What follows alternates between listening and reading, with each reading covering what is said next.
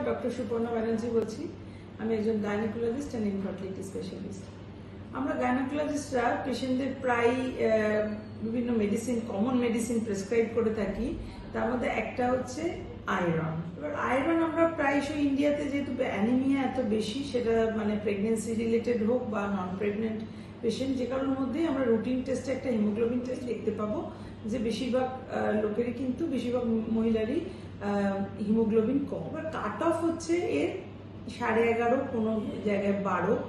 তো মোটামুটি 11, 11.5 ধরলে প্রায় বেশিরভাগ ইন্ডিয়ান ওমানেরই প্রায় ভালো থাকলেও 10, 10.5 এরকম প্রায়শই পেয়ে থাকে। কারো কারো আরো কম 8, 9 এরকম থাকে। তো আয়রন প্রেসক্রিপশন আমাদের করতেই হয়।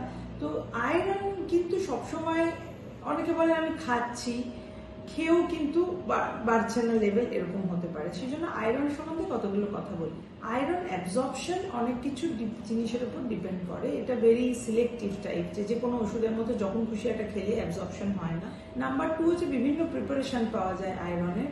এবার আপনি কোন প্রিপারেশনটা ইউজ করছেন, সেইটা কতটা অ্যাবজর্ব করে কতটা আয়রন শরীরে দেবে, এইটা ডিপেন্ড করে যে কি প্রিপারেশন ইউজ করছেন, কখন ইউজ করছেন। তো আয়রন খাওয়ার একটা মানে রুল অফ থাম বলবো যে আয়রন যদি ট্যাবলেট বা সিরাপ আপনি যেটাই খাচ্ছেন, সেইটা মানে অ্যাবজর্পশন হচ্ছে আপনি ভরা পেটে খাবেন না কখনো, যাতে এটা অ্যাবজর্পশন ভরা পেটে খেলে অনেক খাবারের সাথে এটা ইন্টারাক্ট করে এবং অ্যাবজর্ব হতে চায় না। প্রেগনেন্ট মহিলারা আয়রন, ক্যালসিয়াম দুটো ট্যাবলেটই প্রায় খেয়ে থাকে।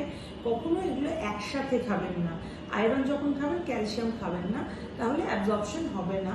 আয়রন ভিটামিন সির সাথে খুব ভালো অ্যাবজর্পশন হয়। সেই জন্য একটু স্টামাকে অ্যাসিড এনভায়রনমেন্টও খুব ইম্পর্টেন্ট আয়রন অ্যাবজর্পশনের জন্য। তো অনেকেই আছেন যে তারা প্যান40 বা প্যান্টোপ্রাজল এই ওষুধগুলো খুব, বা ওমেজ এই টাইপের ওষুধগুলো খুব কমনলি বলে আমার অ্যাসিডিটি হয় বলে খাচ্ছি, বা প্রেগনেন্ট পেশেন্টরা তো অনেক সময় বলে অ্যাসিডিটির জন্য খাচ্ছি। এরা রেগুলার যদি খান তাহলে কি হবে, স্টামাকে অ্যাসিড যে তৈরি করে যে জায়গাগুলো, সেগুলো ব্লক হয়ে বসে থাকলে স্টামাকে অ্যাসিডিটিটাও হ্যাম্পার করে। তো তার জন্য কি হবে, আপনার অ্যাসিডিটি কম হচ্ছে কিন্তু অনেক কিছু জিনিস অ্যাবজর্পশন হচ্ছে না। তার মধ্যে one of them is iron. আয়রনের অ্যাবজর্পশনের জন্য স্টামাকের ওইটুকু অ্যাসিড ইম্পর্টেন্ট। ভিটামিন সি এর সাথে অনেক সময় খেলে অ্যাবজর্পশন ভালো হয় বলে কোনো কোনো প্রিপারেশনও অ্যাসকর্বিক অ্যাসিড বা ভিটামিন সি মেশানো থাকে, বা আমরা সবসময় অ্যাডভাইস করি যে ভিটামিন সি এর সাথে খান, সেটা ফ্রুটস এর সাথে খেলে খুব ভালো, অথবা কেউ ভিটামিন সি চিউয়েবল ট্যাবলেটস নিতে পারেন যাতে আয়রন অ্যাবজর্পশনটা বাড়ে। সেই জন্য আয়রন আপনি কতটা কি খাচ্ছেন, কতটা খাচ্ছেন, কখন খাচ্ছেন, এগুলো ভীষণ ইম্পর্টেন্ট। সেই জন্য খেলেই যে কাজ হবে তা না।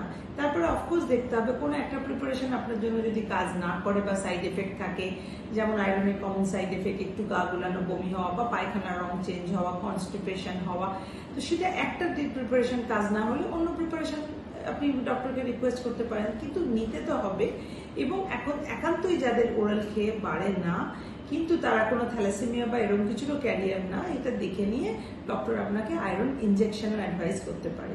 তো please sort out your anaemia problem. আপনার প্রেগনেন্সির আগেই যদি সর্ট আউট করতে পারেন বেস্ট, না হলেও কিন্তু এই ভীষণ ইম্পর্টেন্ট জিনিস, কিন্তু ভীষণ কমন প্রবলেম হচ্ছে অ্যানিমিয়া, স্পেশালি ফর ইন্ডিয়া। এটাকে কিন্তু আগে থেকেই আমরা যদি একটু সচেতন হই, আমাদের ইন্ডিয়া গভর্নমেন্টের অনেক প্রোগ্রাম রয়েছে মাদার অ্যান্ড চাইল্ডের জন্য, অ্যানিমিয়া মুক্তির জন্য, সেটা আমরা যদি একটু সচেতন হই তাহলে কিন্তু অনেকটাই ইমপ্রুভ করবে এবং এটা কিওর করতে পারবো।